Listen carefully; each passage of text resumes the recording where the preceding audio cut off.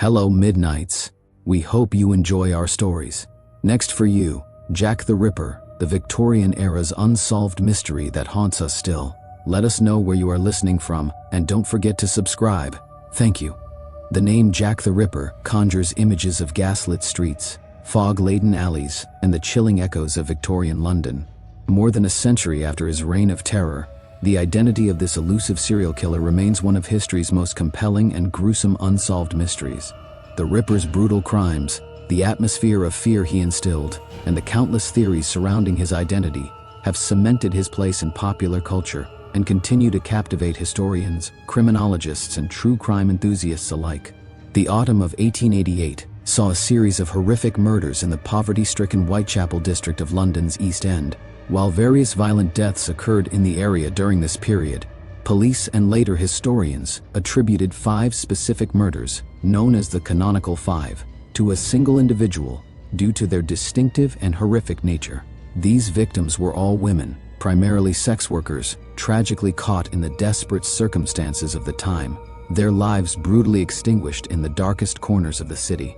Beyond the grim statistics and the manner of their deaths, these were individual women with complex, often heart-wrenching stories, women struggling with addiction, estranged families, and the relentless grind of poverty, each representing a life cut short and largely forgotten in the shadow of their killer's infamy.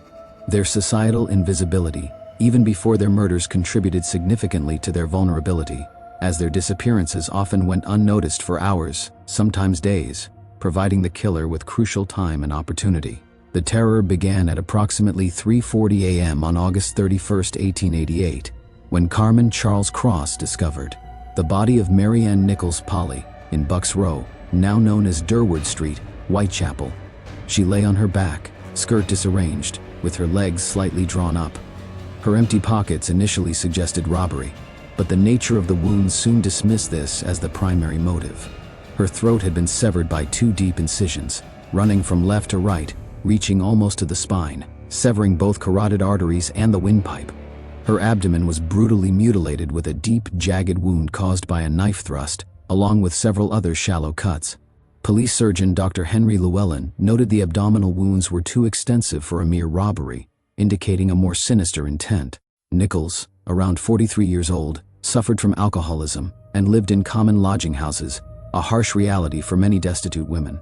She had been separated from her husband for years, her life a desperate struggle for survival against the grinding poverty of the East End. The dimly lit scene, illuminated by a single gas lamp, offered little immediate evidence beyond the shocking brutality. The initial examination suggested a single-edged knife with a very sharp point, at least 6 to 8 inches long, had been used. Just over a week later, at 5:30 a.m. on September 8, 1888, the modus operandi MO showed a disturbing escalation. Market porter John Davis discovered the body of Annie Chapman, Dark Annie, in the backyard of 29 Hanbury Street, Spitalfields. She lay on her back, her clothes pushed up to expose her lower body, with a leather apron, a comb, and pieces of muslin near her feet. Chapman's throat was deeply cut, severing the jugular vein and carotid artery. But it was the abdominal mutilations that truly horrified. Her intestines had been deliberately pulled out and laid over her right shoulder, and her uterus, along with part of her vagina, had been surgically removed and carried away by the killer. Dr. George Bagster Phillips, the police surgeon, described the incision across her abdomen as being made with a long knife, moderately pointed and strong, suggesting a professional tool, perhaps a narrow-bladed surgical instrument. Chapman, aged 47, like Nichols, was estranged from her husband and relied on casual work and prostitution for survival, often desperate for DOS money, which was money for a bed in a lodging house. Her life, too, was one of constant struggle, a reflection of the systemic precarity faced by many women of her class. The nearby empty houses provided the killer with crucial time and privacy for these elaborate mutilations. The night of September 30th, 1888, brought a terrifying double event. At approximately 1 a.m., Carmen Louis Diemschutz discovered the body of Elizabeth Stride Long Liz in Dutfield's Yard, off Berner Street, now known as Henriques Street, Whitechapel. She lay on her side, still clutching a packet of caches. Uniquely among the canonical 5, Stride's body showed only one significant wound, a single deep cut to her throat. extending 6 inches across and severing the left carotid artery and other vital vessels. Her clothes were not disarranged, and crucially, there were no abdominal mutilations. The prevailing theory, supported by forensic analysis at the time, is that the killer was interrupted during the act, possibly by Diemschutz's horse and cart entering the yard. This forced the Ripper to flee before he could complete his gruesome ritual, leading him to seek another victim just minutes later. Stride, a 44-year-old Swedish immigrant, had also experienced significant hardship, having been institutionalized and living a transient existence in common lodging houses. The interruption theory speaks to the killer's brazenness and intense compulsion. Only 45 minutes after Stride's body was found, at 1:45 a.m. on September 30, 1888, Police Constable Edward Watkins discovered the body of Catherine Eddowes, Kate, in Mitre Square, a secluded area in the City of London, just outside the Metropolitan Police's direct jurisdiction, which complicated the investigation. She lay on her back in the square's southwest corner. The extent of Eddowes' injuries was appalling, demonstrating the killer's rage and determination after being interrupted with Stride. Her throat was deeply cut, reaching to the spine. Her face was savagely mutilated, her nose was severed, her right earlobe was cut, and her eyelids were slashed. Her abdomen was extensively opened, with most of her intestines removed and placed over her right shoulder. Her left kidney and the greater part of her uterus were also removed and taken by the killer. Police surgeon Dr. Frederick Gordon Brown, who examined the body, explicitly described the incisions as being made with skill and precision, further reinforcing the idea of anatomical knowledge. He further noted that the abdominal wound suggested a long knife, probably a clasp knife, with a point, and the removal of organs indicated deliberate, almost surgical, action. A piece of her bloodied apron was found nearby, suggesting the killer may have wiped his hands before making his escape. Eddowes, aged 46, was also known to live in lodging houses and engage in prostitution, often using aliases as she navigated a life on the streets. The almost immediate succession of this second murder on the same night underscored the killer's audacity and terrifying drive.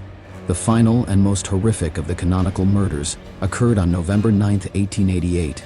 At approximately 10:45 a.m., rent collector Thomas Bowyer peered through the window of Mary Jane Kelly's room at 13 Miller's Court, off Dorset Street, Spitalfields, to collect overdue rent. He found a scene of unspeakable carnage. Unlike the outdoor murders, Kelly's killing took place indoors, suggesting a prolonged period with the victim. The mutilations were extensive, far surpassing all previous attacks. Her throat was severed from ear to ear, reaching to her spine. Her face was hacked beyond recognition. Her breasts had been cut off and placed beside her head. Her abdomen was completely cut open, and most of her internal organs, including her heart, liver, kidneys, and parts of her intestines, had been removed and arranged around her on the bed, or placed on a bedside table. Her thighs were stripped of flesh, exposing the bone. Police surgeon Dr. Thomas Bond's detailed autopsy report paints a horrifying picture of near disembowelment and flaying, suggesting extreme rage and perhaps even a form of ritual. He estimated the killer must have spent at least 2 hours with the body, performing the gruesome work. Kelly, around 25, was younger than the other victims and lived in a more private lodging, a single room, which allowed the killer to carry out his atrocities undisturbed and at leisure. She had been described as having a somewhat more stable existence than the other victims, often with a regular partner, making her brutal end all the more shocking. This crime is often seen as the culmination of the Ripper's escalating psychosis and brutality. Curiously, after Mary Kelly's murder, the canonical killings abruptly ceased. This sudden disappearance of the killer is almost as baffling as his initial appearance, adding another layer to the mystery. Was the killer apprehended for another crime? Did he die, commit suicide, or leave the country? Did his mental state shift, or was he institutionalized? The sudden cessation only deepened the enigma surrounding Jack the Ripper's identity and fate, leaving a chilling silence in its wake. These meticulously detailed horrors, relayed through police reports and witness testimonies, serve not only as evidence, but also as a terrifying narrative that gripped Victorian London. The surgical precision in some mutilations, particularly the removal of specific organs, strongly suggested a killer with some anatomical knowledge. As police surgeon Dr. Thomas Bond observed in his November 10, 1888 report after examining Mary Kelly, The whole of the abdominal wounds were such as to show that the operator had some anatomical knowledge. This conclusion, drawn from the consistent nature and precision of the wounds across multiple victims, pointed the police toward a suspect with at least some familiarity with anatomy, such as a butcher, doctor, or medical student. The spatial clustering of the murders within a small, roughly 1 square mile area of Whitechapel also points to a killer familiar with the labyrinthine streets and able to move undetected. The sheer scale and rapid succession of these gruesome acts created an unprecedented wave of terror, far beyond anything London had experienced. The moniker Jack the Ripper did not emerge immediately. It gained notoriety from a letter sent to the Central News Agency on September 27, 1888. This letter, known as the Dear Boss letter, boasted of the killings and promised more. While sensationalized and instrumental in solidifying the killer's terrifying persona, modern consensus among serious Ripperologists, those who study the case in detail, largely believes this letter, along with others received by the police and media, to be hoaxes. These were likely fabricated by journalists or pranksters to fuel public hysteria and boost newspaper sales, a common tactic in the era of penny dreadfuls, cheap, sensationalist publications that thrived on lurid tales of crime and gothic horror. The conclusion that these were hoaxes is largely based on the sheer volume of letters, inconsistencies in handwriting, and the unlikelihood of the actual killer risking self-incrimination through such direct correspondence. Other notable communications included the Saucy Jackie postcard, sent a day after the Dear Boss letter, which hinted at the double event of Stride and Eddowes, suggesting the killer would get 2 for the price of 1. This immediate follow-up reinforced public belief in the Dear Boss letter's authenticity. Then there was the infamous From Hell letter, sent to George Lusk, head of the Whitechapel Vigilance Committee, along with a human kidney preserved in spirits. The letter claimed the kidney was from Catherine Eddowes. This particular letter and its gruesome accompaniment have been debated more fiercely than others. Some argue its macabre nature and unique gift suggest genuine knowledge only the killer would possess, while others dismiss it as an elaborate hoax by a medical student or morbid prankster. Analysis at the time confirmed the kidney was human, but could not link it definitively to Eddowes, leading to the conclusion that its origin, while disturbingly close in timing to Eddowes' murder, remains unproven as part of the killer's direct communication. Regardless of their authenticity, these letters played a crucial role in creating the terrifying public image of Jack the Ripper, a shadowy figure who taunted the authorities and reveled in his atrocities, becoming a media-driven bogeyman for an entire city. To truly understand the impact of Jack the Ripper, one must consider the social landscape of Victorian London, a period from 1837 to 1901, marked by immense social change, rapid industrialization, and stark economic disparities. The East End was a vivid contrast to the opulence of the West, a labyrinth of overcrowded slums inhabited by the working poor, recent immigrants, including a significant Jewish population fleeing pogroms in Eastern Europe, and the destitute. Life expectancy was devastatingly low, disease was rampant, and work was scarce and poorly paid. The sheer population density was staggering. Whitechapel, a district often described as a human warren, housed tens of thousands in unsanitary and cramped conditions known as rookeries. These were notorious for their squalid, tightly packed courts and alleyways, often accessible only by narrow passages, making them perfect hunting grounds and escape routes for a killer. Common lodging houses, where many of the victims resided, provided anonymous, temporary shelter for dozens, sometimes hundreds, of individuals crammed into shared rooms. This transient population made it incredibly difficult for police to trace anyone, as residents could move on without a trace, and their fellow lodgers might not even know their full names, only their nicknames. For many women, including the Ripper's victims, prostitution was not a choice but a grim necessity, often the only recourse against abject poverty. As social historian Judith R. Walkowitz observed regarding prostitution in Victorian London, prostitution in the East End was not a profession chosen, but a desperate act, often driven by extreme hunger and lack of alternatives. These women were not fallen in a moral sense, but victims of economic and social circumstances.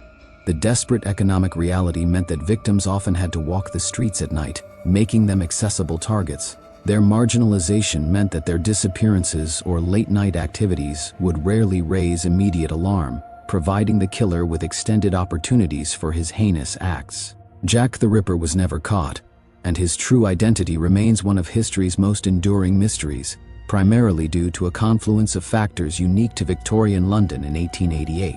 The police force, still relatively young, the Metropolitan Police was established in 1829, struggled with the sheer scale of the challenges posed by the murders. Forensic science was in its infancy. Fingerprinting was not yet routinely used. Though first introduced in Britain in 1901, DNA analysis was over a century away, and rudimentary blood analysis could only determine if a stain was blood, not if it was human or from what blood type. Such limitations meant that crucial physical evidence, now standard in criminal investigations, could not be effectively analyzed or even recognized at the time. The concept of a serial killer, an individual who commits a series of murders over time, typically for psychological gratification rather than conventional motives like robbery, was largely unknown. This meant investigators primarily looked for traditional motives, hampering their understanding of the killer's psychology and pattern. The investigation was severely hampered by a pervasive lack of crime scene preservation. Scenes were often trampled by crowds, sometimes hundreds of onlookers and even police officers, inadvertently contaminating or destroying crucial evidence, as established protocols for securing a scene were non-existent, the priority often being to remove the body and clear the area quickly. The dark and chaotic environment of the East End, combined with the dim gas lighting and pervasive London fog, further obscured potential clues and made witness identification incredibly difficult. Furthermore, unreliable witness testimony posed a significant challenge. Witnesses were often terrified, intoxicated, living in fear of the killer or police, or simply unable to provide clear descriptions, with many reluctant to speak to authorities due to their own illicit activities or distrust of authority, creating a wall of silence. Language barriers also complicated matters, as the East End was home to numerous immigrant communities, including Jewish, Irish, and German speakers, whose accounts might have been misinterpreted or ignored. Compounding these issues was an inter-force rivalry. The Eddowes murder occurred in the City of London, technically outside the Metropolitan Police. Direct jurisdiction, leading to communication and cooperation issues between the two forces, which further hampered swift and coordinated action. Moreover, public distrust of the authorities existed within these impoverished and immigrant communities, stemming from historical grievances and daily harassment, which contributed to a critical lack of shared intelligence, a vital resource for local policing. Finally, sensationalist media fueled public hysteria with exaggerated reports, false leads, and gruesome speculation, often hindering the police. The focus on sensationalism frequently overshadowed responsible reporting, spreading misinformation and complicating the investigation.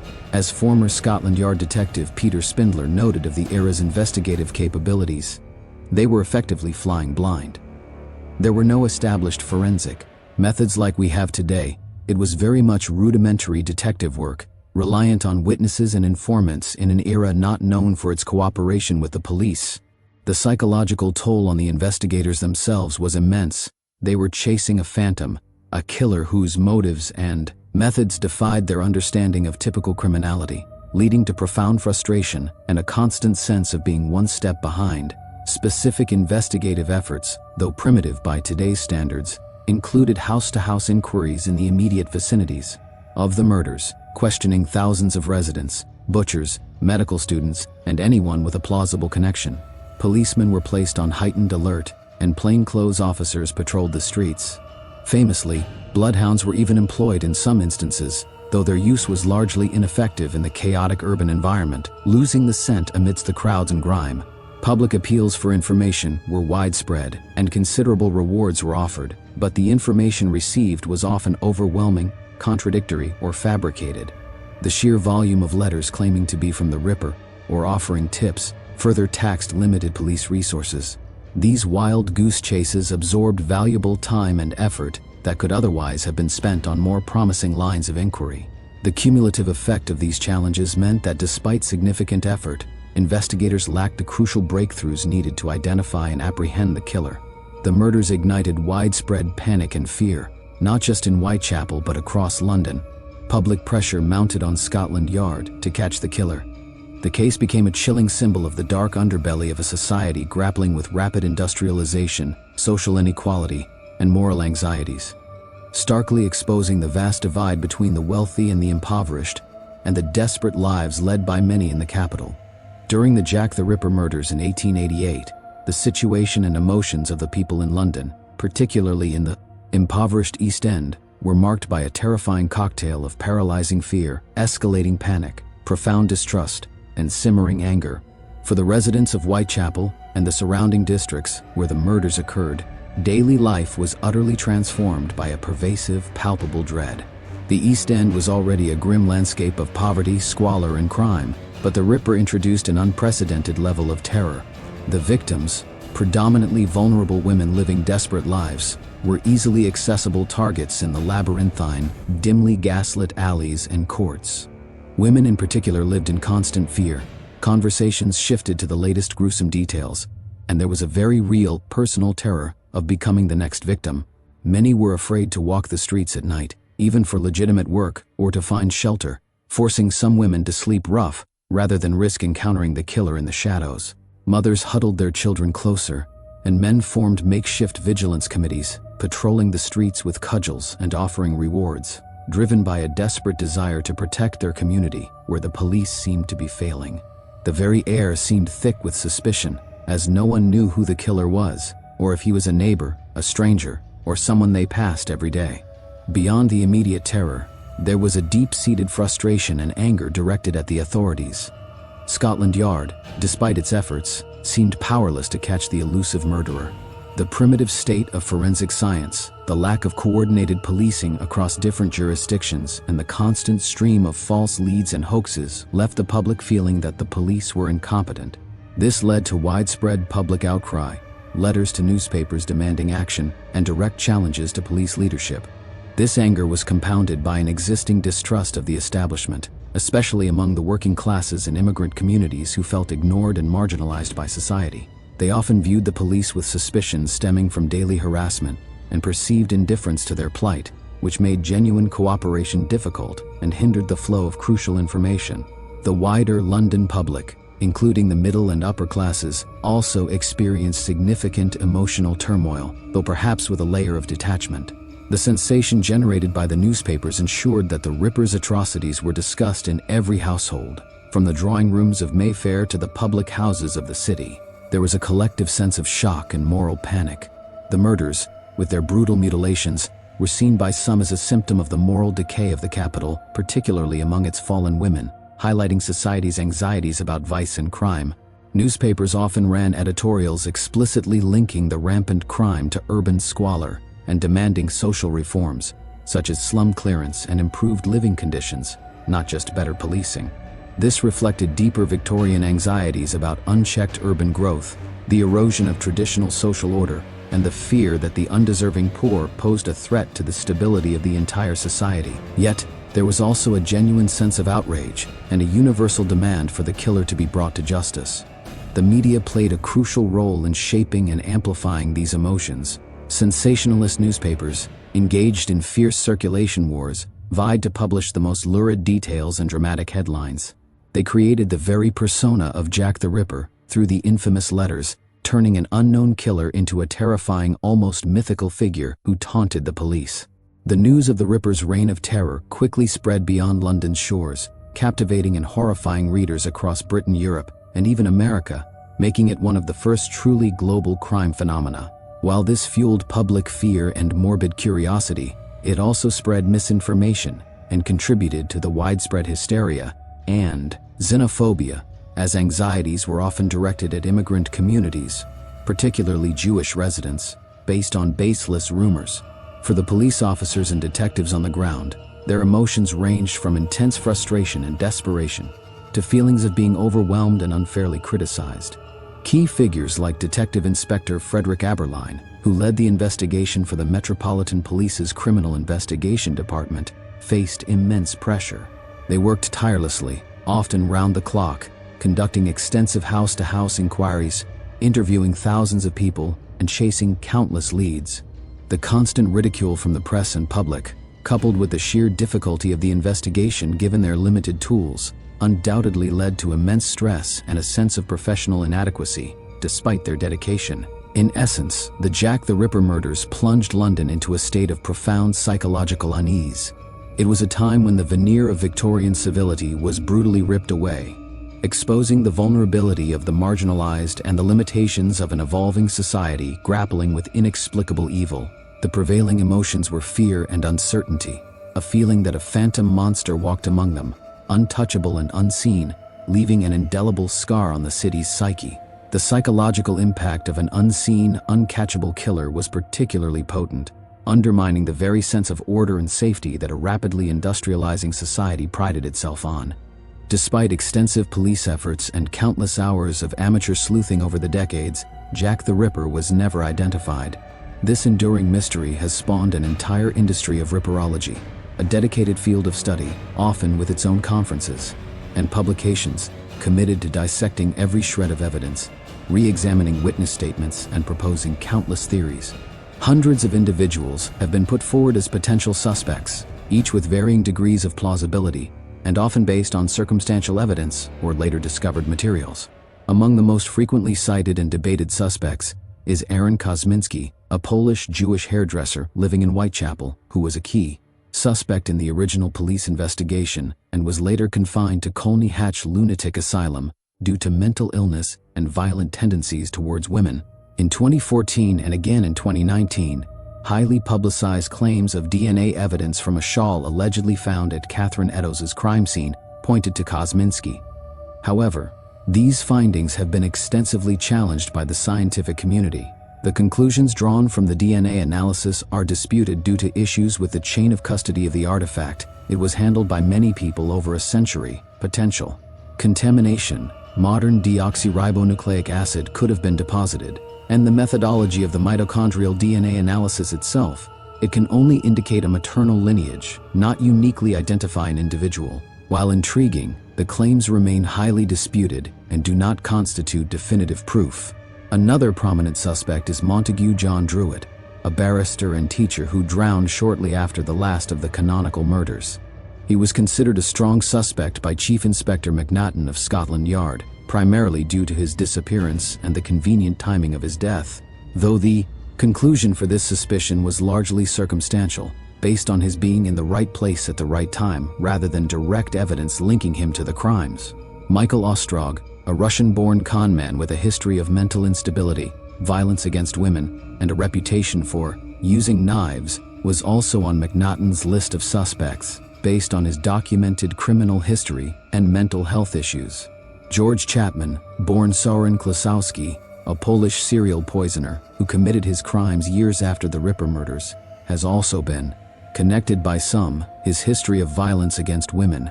He later killed his wives with poison, and his training as a barber surgeon and his known presence in London at the time have led some to consider him, suggesting a possible shift in his MO.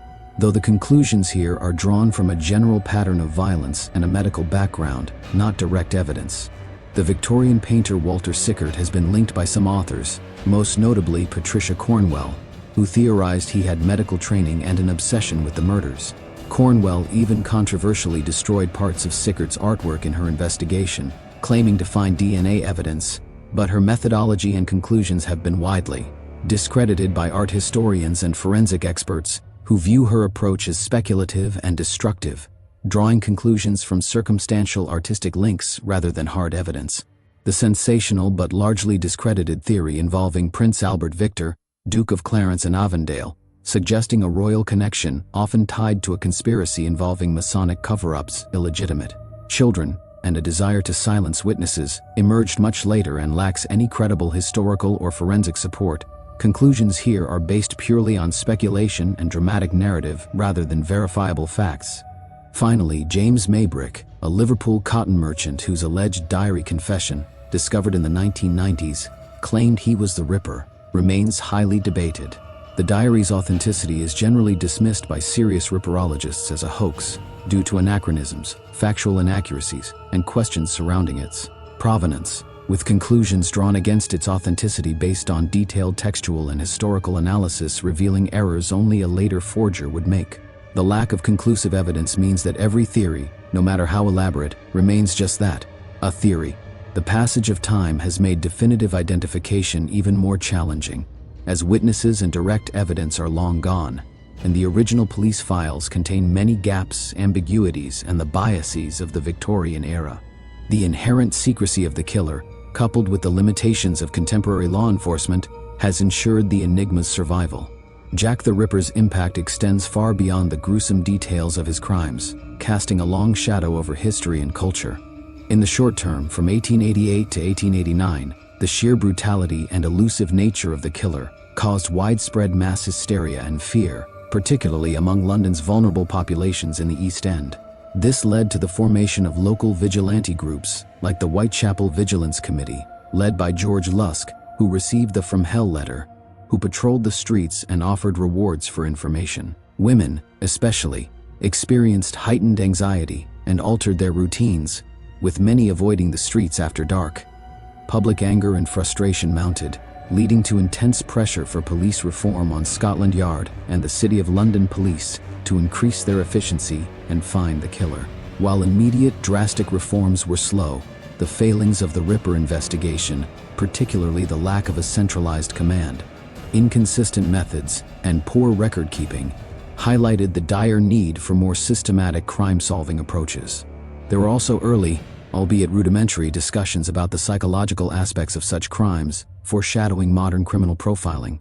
Unfortunately, the murders and the lack of an identified perpetrator also fueled existing prejudices, leading to scapegoating and xenophobia. Anti-Semitism became particularly rampant in some quarters, with unfounded suspicions directed at the Jewish immigrant community in the East End, despite efforts by Jewish community leaders to assist the police. This demonstrates how public anxiety, in the absence of clear answers, can tragically morph into irrational prejudice against minority groups. Looking at the long-term implications, from the 1900s to the present, the Ripper case remains a seminal topic in unsolved crime, ensuring its continued study and speculation, becoming an enduring mystery and cultural phenomenon. His name is synonymous with chilling horror and criminal enigma, featured in countless books, both fiction and non-fiction, films, television series, comics, operas, and even video games. This pervasive presence in popular culture speaks to the enduring grip of the mystery on the human imagination, making him arguably the most famous serial killer in history. The concept of the unseen monster he embodies continues to resonate as a primal fear. The case also had a subtle but significant criminological influence. While forensic science was rudimentary during the case, the failure to solve it, despite immense effort, indirectly spurred later developments in policing. The deficiencies in coordination, crime scene preservation, and information sharing were heavily critiqued, leading to a gradual but definite push towards more professional and standardized police procedures. The case highlighted the critical need for more scientific methods in criminal investigation, contributing to the eventual adoption of fingerprinting, blood analysis, and more systematic crime scene preservation techniques in the decades that followed. The Ripper case is now a key case study in criminal profiling and the historical evolution of forensic science, teaching lessons about investigative limitations and the psychological motivations behind extreme violence, laying groundwork for how future unsolved cases would be approached, even if the progress was incremental. From a broader historical understanding, the Ripper murders offer a unique, grim window into the social history of Victorian London. They expose the harsh realities of poverty, the vulnerability of women in that era, the challenges of urban governance, and the often fraught relationship between the working classes, immigrant communities, and the authorities. Historians use the case to explore aspects like the social geography of slum life, the economics of prostitution, the role of the press, and public responses to fear. Finally, the Ripper represents a symbol of fear and vulnerability, the ultimate embodiment of an unknown, unseen terror, a figure lurking in the shadows, preying on the vulnerable. His legend taps into primal fears of indiscriminate violence and the inability of authority to protect its citizens. From a feminist historical perspective, the Ripper's victims underscore the systemic societal vulnerabilities faced by women, particularly those in poverty, who were largely unprotected by the legal and social structures of the time. The case serves as a tragic reminder of how societal neglect can create fertile ground for extreme violence. The story of Jack the Ripper, while rooted in Victorian London, transcends geographical and cultural boundaries, yet its interpretation can vary significantly. From a Western perspective, outside the UK, the Ripper is often seen as a classic example of an unsolved mystery, a chilling historical puzzle. The fascination typically centers on the whodunit aspect, the psychological profile of the killer, and the grim allure of Victorian Gothic horror, with a shared, cultural understanding of the historical period making the narrative broadly accessible. Tourism to Whitechapel for Ripper walks is a testament to this enduring fascination. However, in cultures with different historical relationships to colonial powers, the Ripper story might be viewed with less romanticism and more as a reflection of the darker aspects of the British Empire's past. The vast wealth, inequality, the squalor hidden beneath imperial grandeur, and the societal neglect that allowed such crimes to fester, shifting the focus from the killer to the systemic failures of the state that allowed such conditions to persist. Similarly, in cultures with their own unsolved mysteries or folklore, the Ripper might be seen as a parallel, understanding the psychological impact of an unknown threat, becoming a universal example of humanity's struggle with inexplicable evil rather than a uniquely British phenomenon. For instance, a culture with a history of unsolved serial killings or enduring local legends might find common ground in the Ripper's enigmatic presence. From a feminist or social justice lens, the Ripper case is not just about the killer, but about the victims, the canonical 5 or marginalized women, often forgotten or dismissed by society, whose deaths exposed the brutal realities of poverty, class disparity, and gender inequality, thus shifting the narrative from glorifying the killer's mystery to highlighting the systemic issues that made these women vulnerable, serving as a stark reminder of historical injustices faced by women. For non-Western cultures, the appeal might be less immediate without direct historical ties to Victorian Britain. The nuances of East End poverty, the British police system, and specific Victorian social norms might require more context. Nevertheless, the universal themes of violence, mystery, and the search for truth can still resonate, particularly if presented with cultural bridges or analogies to local unsolved crimes or historical periods of social upheaval. The enduring popularity of the Jack the Ripper case is not without its critics. These criticisms often target the way the story is consumed, presented, and the broader phenomenon of Ripperology itself. One common criticism points to the sensationalism and glorification of the killer, arguing that the intense focus on Jack the Ripper, the mysterious, elusive killer, rather than his victims, combined with the proliferation of tours, books, and media that lean into the macabre, inadvertently glorifies a brutal murderer, perpetuating a fascination with evil and overshadowing the real human tragedy. This concern extends to the commercialization of the murders, with Ripper tours and merchandise being viewed by some as profiting from profound human suffering. While the risk of sensationalism undeniably exists, it's crucial to differentiate between morbid fascination and genuine historical inquiry. Many modern Ripperologists and historians actively strive to humanize the victims, exploring their lives and the societal conditions that led to their vulnerability. The continued study can be seen as an attempt to understand the historical context, the psychological underpinnings of extreme violence, and the evolution of criminal investigation, rather than simply celebrating the killer, with responsible engagement aiming to educate and analyze, not to glorify a murderer. Another criticism concerns victim blaming and moral judgment, as historical narratives and even some contemporary discussions implicitly or explicitly blame the victims for their circumstances due to their involvement in prostitution. This reflects Victorian moralizing, where the victims were often seen as fallen women whose deaths were considered less shocking or even deserved by some segments of society. However, contemporary scholarship unequivocally rejects victim blaming, instead emphasizing the desperate economic circumstances that forced these women into prostitution. As mentioned by Judith R. Walkowitz, their choices were often about survival in an incredibly harsh environment, and by highlighting their poverty and social marginalization, modern analysis reclaims their dignity and reframe the narrative to underscore societal failings and the lack of social safety nets, rather than individual moral judgment. A third area of concern is historical inaccuracies and speculation over fact. The vast body of Ripper literature often blurs the lines between established historical fact, plausible theory, and wild speculation. Unsubstantiated theories, elaborate conspiracies, for example, royal involvement, and unreliable evidence, for example, the Maybrick Diary, debated DNA, Claims are frequently given undue weight, hindering genuine historical understanding, as the lack of a definitive answer encourages unbounded conjecture. This criticism is valid, and serious ripperologists acknowledge the need for rigorous methodology, striving to differentiate between primary source evidence, police reports, inquest records, and later speculation. While new theories will always emerge, critical analysis should involve scrutinizing sources, adhering to historical context, and emphasizing the lack of definitive answers. The ongoing debate about DNA evidence from the shawl serves as a prime example of the scientific community's demand for methodological transparency and verifiable chain of custody, pushing for academic rigor and evidence-based conclusions.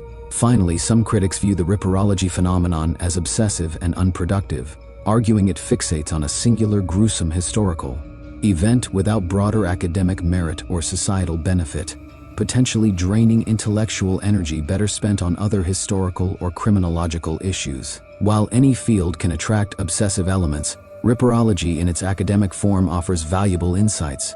It serves as a unique case study for understanding Victorian social history, the nascent development of forensic science, the psychology of serial killers, even if the killer is unknown, the role of media in shaping public perception, and the evolution of policing.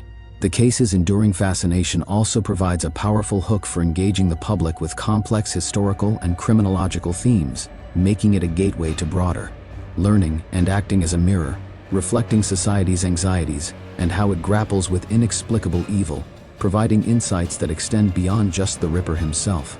The persistent quest for Jack the Ripper's identity, despite the passage of time, highlights a fundamental human need for closure and narrative completion. In a world that strives for order and understanding, an unresolved mystery like the Ripper's crimes remains a gaping void, an affront to our sense of justice and control, compelling generations to seek the answer.